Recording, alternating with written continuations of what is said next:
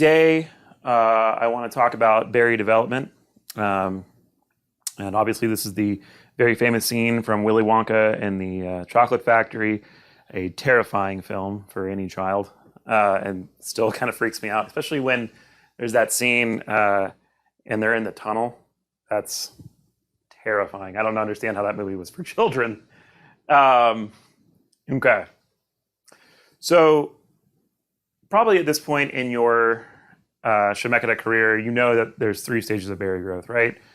So there's that first stage that's just rapid growth. So it's what's called a double sigmoidal curve. So it goes like up, up, levels out, up. Okay? So that's that first stage there is rapid growth. Stage 2 is what we call lag phase, where the growth just kind of lags out and the berry stops growing. And then stage 3 is the beginning of veraison and more growth. All right, easy. Lecture done, right? Who needs it? All right. So this incredibly complicated diagram, it's definitely worth having a look at this diagram and really kind of diving deep and looking at all the things in here. But I really like this. It's actually not that complex. So what you're seeing here is berry size increasing. So this here would be stage 1, right there.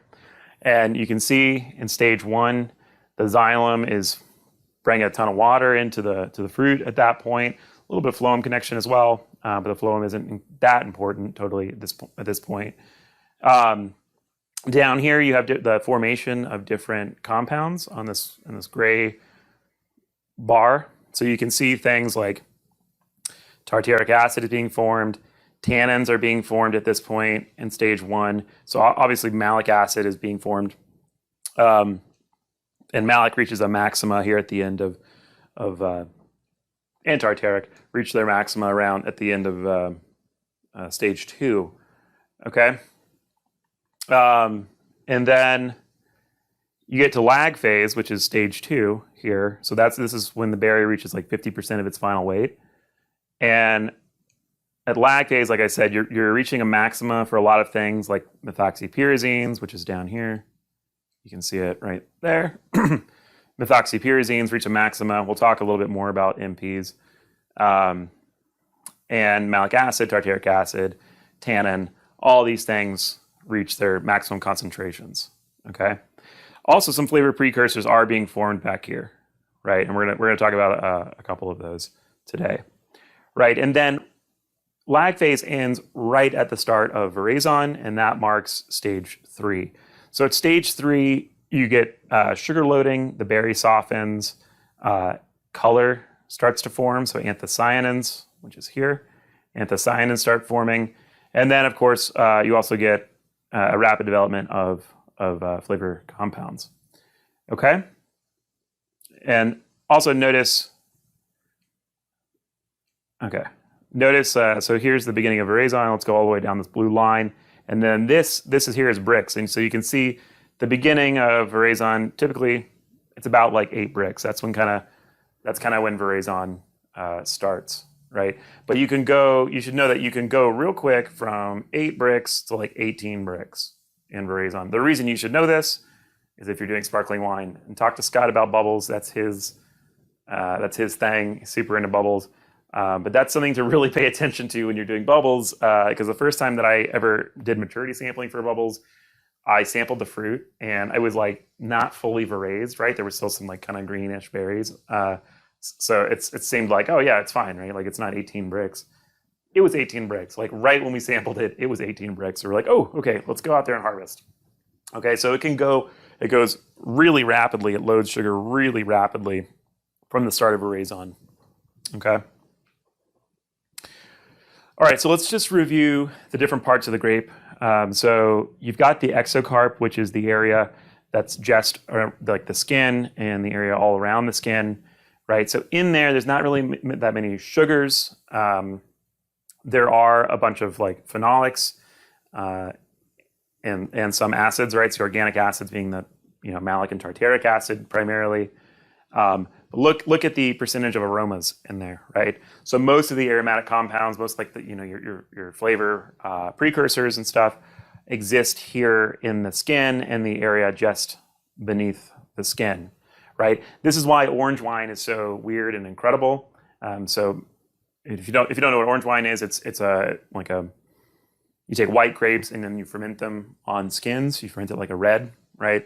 And that's what makes them so effusive, is because you're extracting more of these flavor compounds that are all around the skin. And there are some flavor compounds that go into the meat of the berry, into the mesocarp. So like a lot of the monoterpenols will actually exist in pretty high concentration in the mesocarp of varieties that are pretty reliant on monoterpenols, like Gewürztraminer. Also, there's a lot of potassium in the skin as well. So when y'all are doing red ferments, right, and you're doing the punch downs or the pump overs and such, you're doing all the cap management, you're watching those pHs.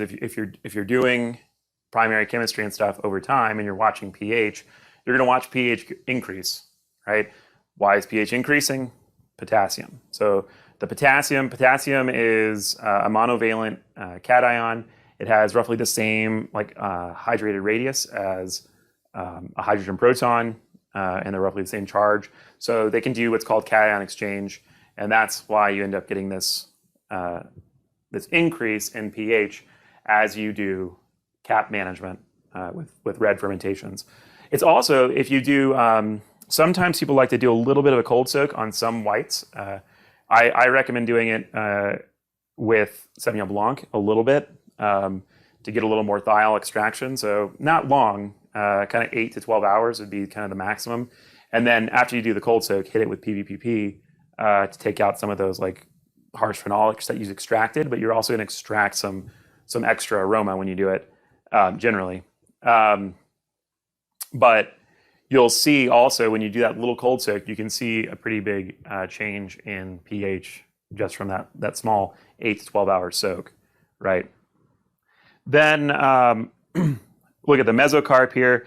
Now the mesocarp, and this makes up the bulk of the grape, right? This is basically just water, acid, sugar, right? So sugar is like 50% here. 35% organic acids.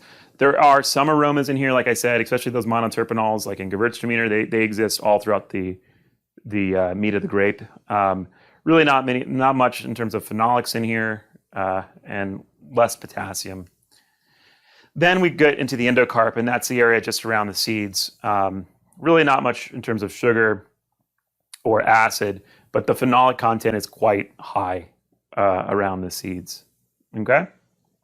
And that's why, like, as you press, like, if you get real aggressive in terms of your processing, you can extract a lot of phenolics out of those seeds, which could potentially make your wine kind of harsh, bitter, like very astringent, right?